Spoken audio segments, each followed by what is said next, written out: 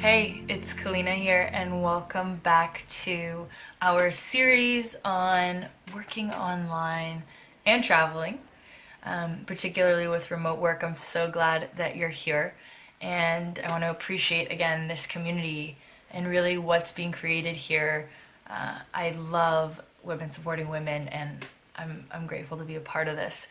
So today, what we're going to take a look at is really what are your options when it comes to working online. So what I'd invite you to do is have a piece of paper, maybe on your phone or your laptop, whatever medium you like to use, just so that you can take some bullet point notes on what these options are and which one really resonates with you, of course, for your situation and what you're really in love with doing with your time. So there are three main types of freelance work and a couple of exceptions. So we'll go through them all. Ready? I am actually stoked because there are so many different ways that you can go about doing this. Sometimes people think you have to be a coder or you have to be a graphic designer or a virtual assistant, and that's just so not the case, right? You can work online and travel, really creating whatever you want. So huge opportunity there. So the first type is remote work, and remote work means a company hires you on as an employee and you do work for them in that capacity. So you can work from home, you can work in different locations. Usually their key stipulation is that they want Wi-Fi, really solid Wi-Fi, which can be a challenge depending on where you're traveling to, of course. But other than that, it is a job for a company that allows you to work from wherever. You don't have to go into an office. That's an opportunity for you if you like companies, but you just don't necessarily want to be in a cubicle every day. And a story about that would be a client of mine who had a child. She just decided, okay, I really love the company that I work for and the work that I'm doing. I want to be at home with my daughter.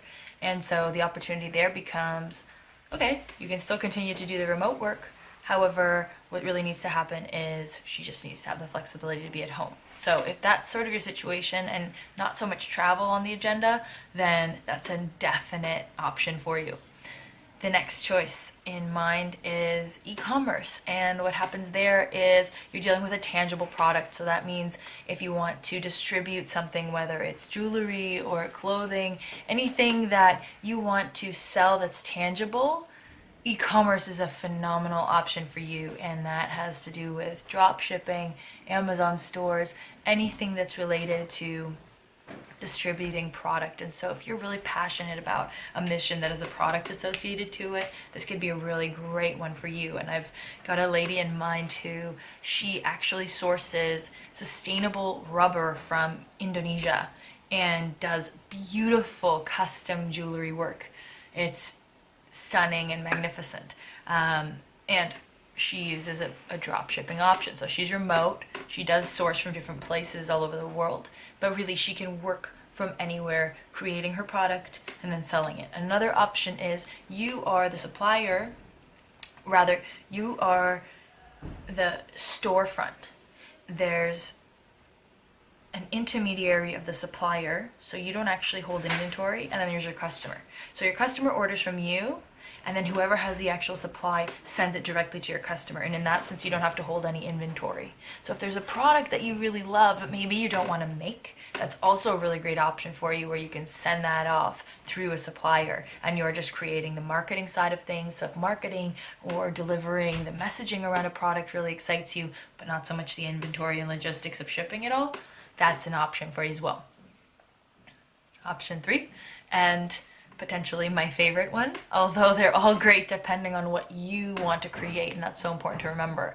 But option 3 is really freelancing as an independent contractor or as an entrepreneur.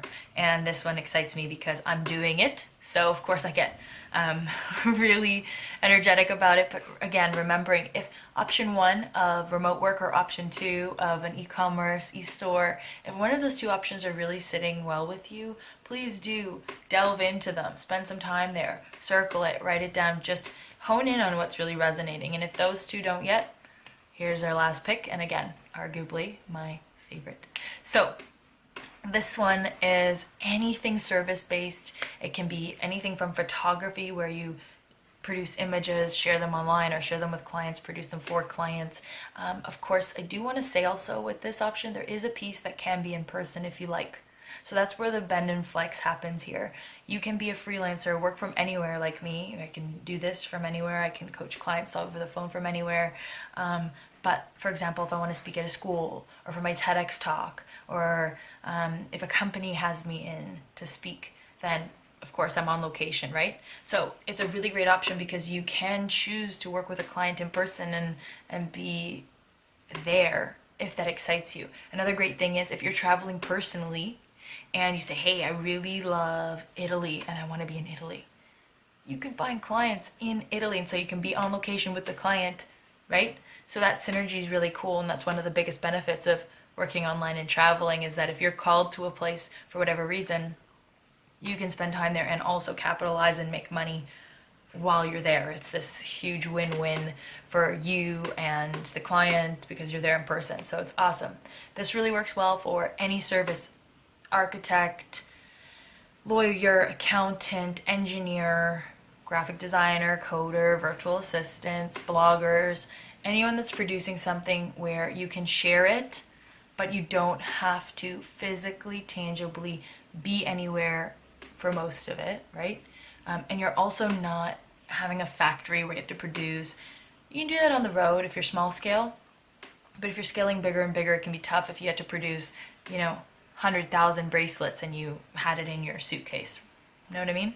So this is really great for the service-based person. Now again, remembering that if you are the photographer or if you are an artist, one client comes to mind who's a singer where you can record a piece, right? But being in person is so pivotal. She's still considered a freelancer because she's a freelance artist. However, what she gets to do is her client flies her out. First of all, she gets paid for the event, which is awesome.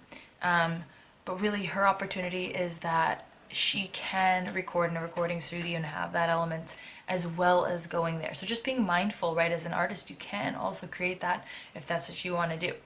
So what are the three options excites you? What really lights you up about the three options that were given? Remote work, e-commerce, or freelance?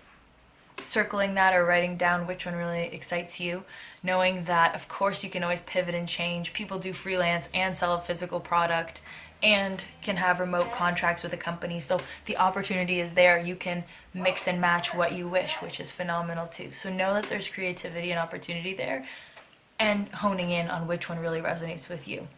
So I want to thank you so much for being here. Video 2 out of 5, we're almost halfway there, and I look forward to seeing you in the next video where we're going to chat about the limitations that come up in our minds: time, money, and experience. So we're going to blow those all away in the next video and really see how this can be possible for you.